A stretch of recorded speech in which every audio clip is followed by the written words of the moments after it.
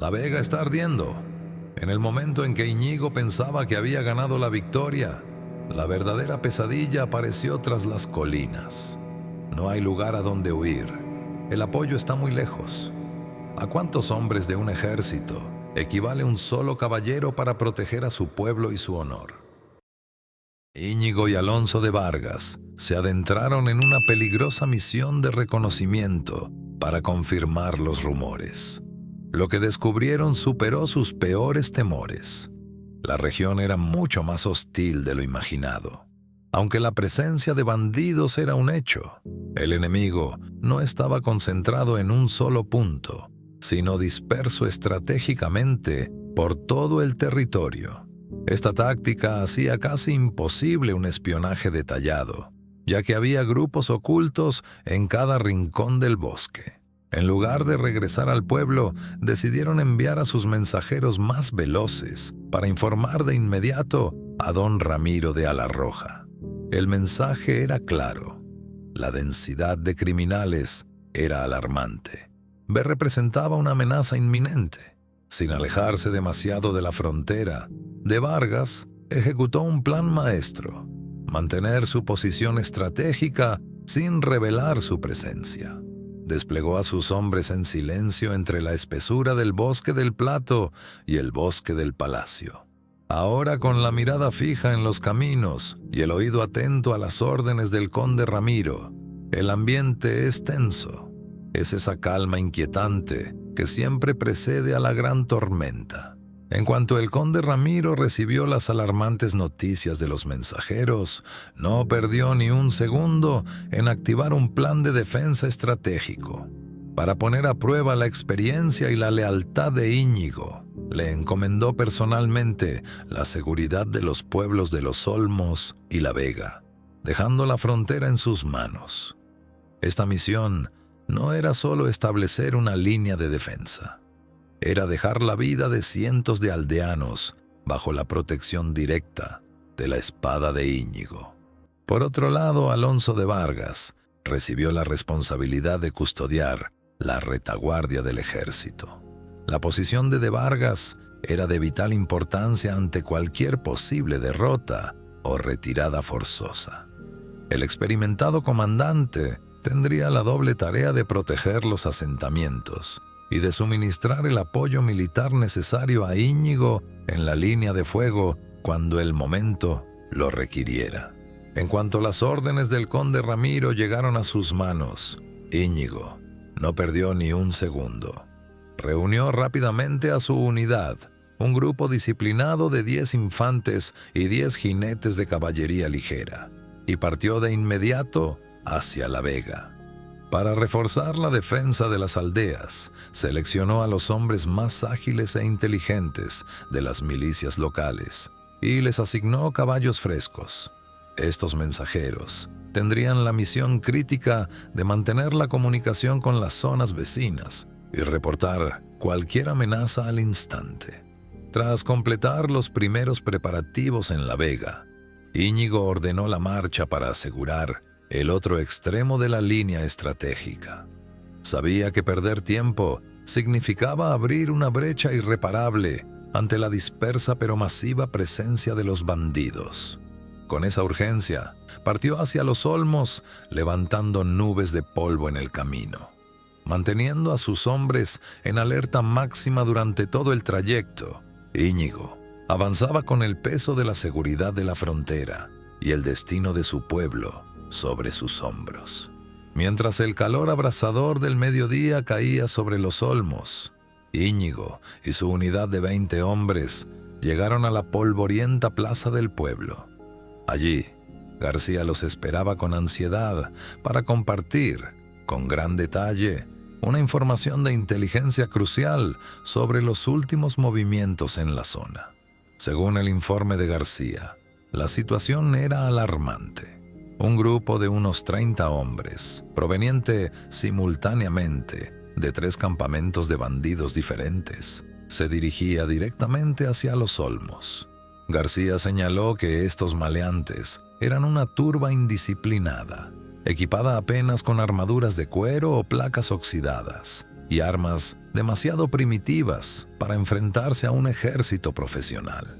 Sin embargo, su superioridad numérica no podía subestimarse. Se identificó que la ruta de avance del enemigo pasaba por los estrechos senderos del denso bosque al noreste del pueblo, donde la visibilidad es casi nula. Confiando en la discreción que ofrecen los árboles y la vegetación, los bandidos avanzaban lentamente debido al terreno accidentado.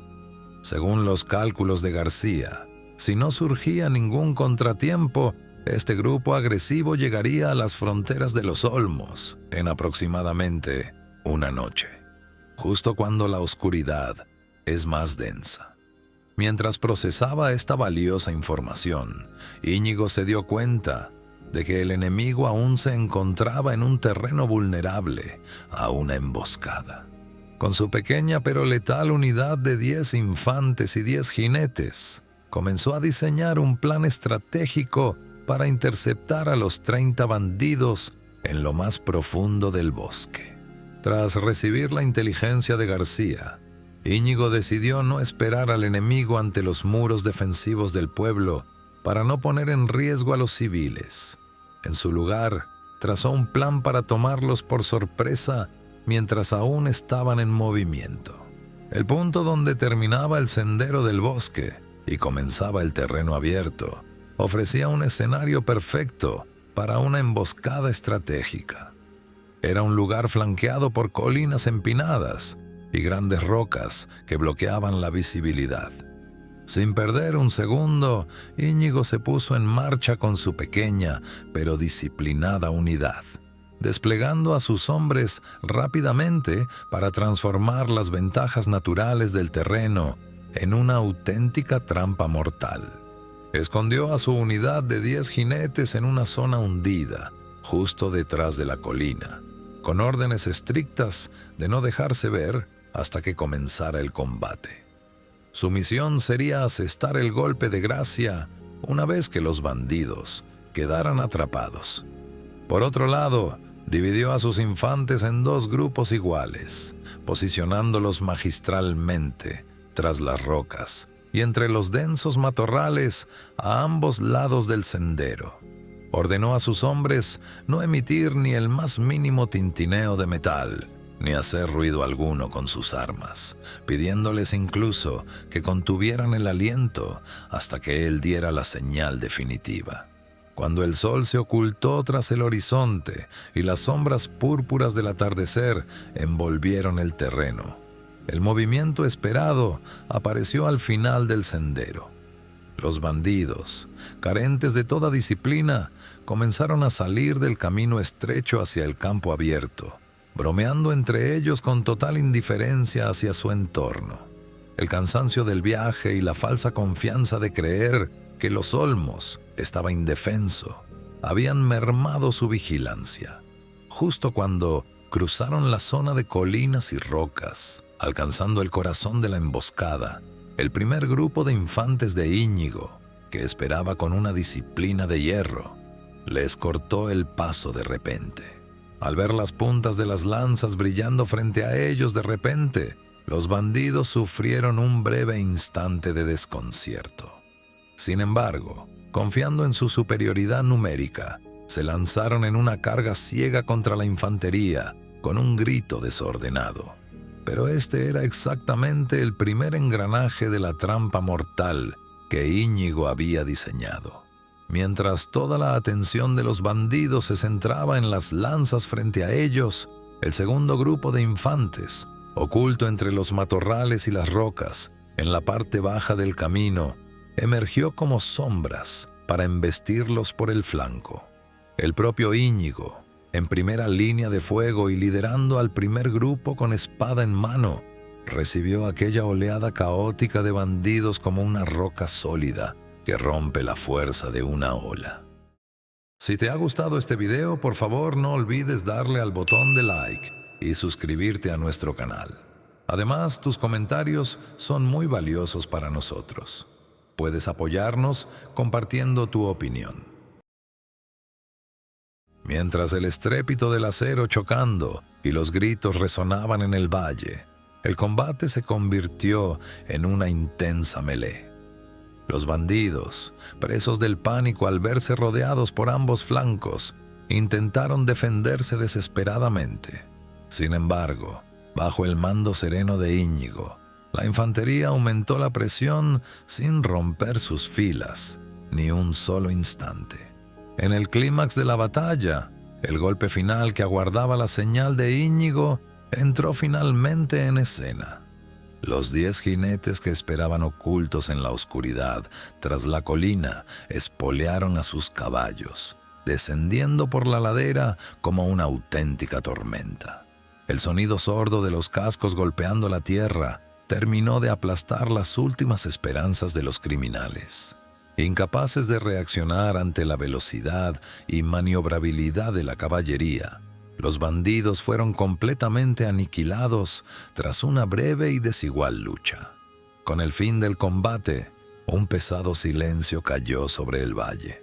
Al reunir a sus hombres, Íñigo confirmó que su unidad no había sufrido bajas. Salvo por unos pocos heridos leves, todos estaban a salvo. Tras recoger las armas de los caídos, los soldados emprendieron el regreso hacia los olmos con el orgullo de la victoria en sus rostros. Bajo el manto de una noche cerrada, Íñigo y sus hombres alcanzaron los olmos. Aunque al principio los recibió un silencio sepulcral, la noticia de la victoria despertó un breve estallido de júbilo en la aldea. Sin perder un segundo, Íñigo ordenó repartir entre los lugareños las armas confiscadas a los bandidos caídos en la emboscada, poniendo a todo el pueblo en estado de alerta ante cualquier nuevo peligro. Sin embargo, este breve respiro se vio truncado por el grito agitado de un mensajero proveniente de La Vega. Las noticias eran alarmantes. Un nuevo grupo de forajidos había sido avistado en las profundidades de los bosques al este de La Vega.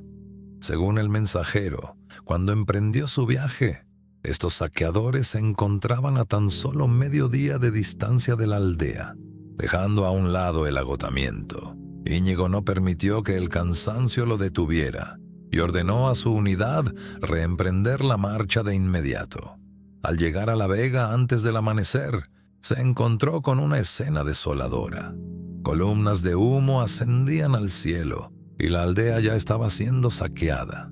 Cegados por la codicia y el caos, los bandidos se encontraban dispersos, sumidos en una indisciplina total mientras se repartían el botín.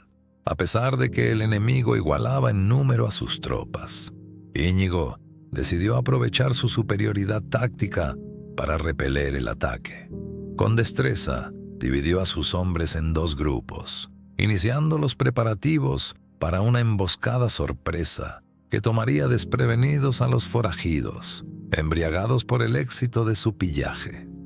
Con el objetivo de pillar por sorpresa a los bandidos dispersos por las calles de La Vega, Íñigo dividió a su unidad e inició una ofensiva feroz y simultánea desde los flancos norte y sur.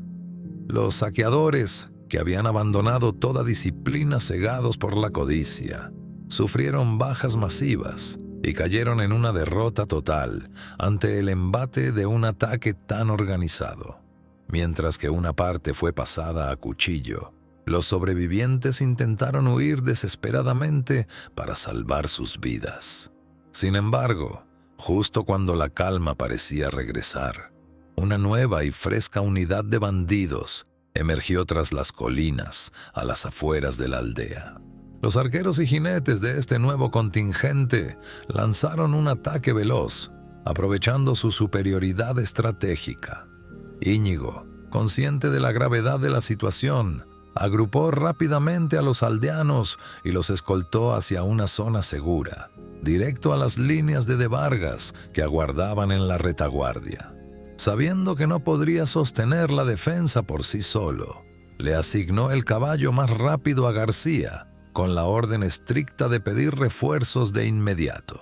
Mientras García partía entre una nube de polvo para dar el aviso, Íñigo y sus hombres empuñaron sus espadas una vez más.